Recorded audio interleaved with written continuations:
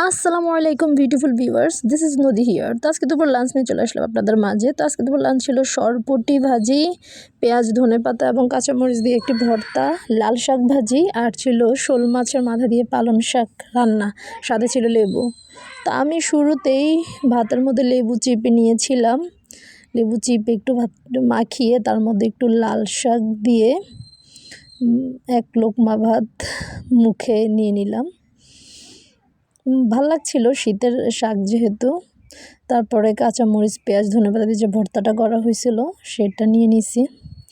শীতকালে ভর্তা ভাত খেতে বেশ ভালোই লাগে, প্রতিদিনের খাবারে ভর্তা থাকা চাই। তারপর যে শোল মাছের মাথা দিয়ে পালং শাক রান্না করা হয়েছিল সেটা দিয়ে মোটামুটি আরেক লোকমা মুখে ভরে নিলাম এবং লেবু চিপে ভালোভাবে মাখিয়ে বা সরপুঁটি মাছটা একটু খুলে নিয়ে সেখানে সেই মরিচ ধনেপাতা পেঁয়াজ ওগুলার যে ভর্তাটা ছিল দুইটা একসাথে করে মুখে ভরে নিলাম।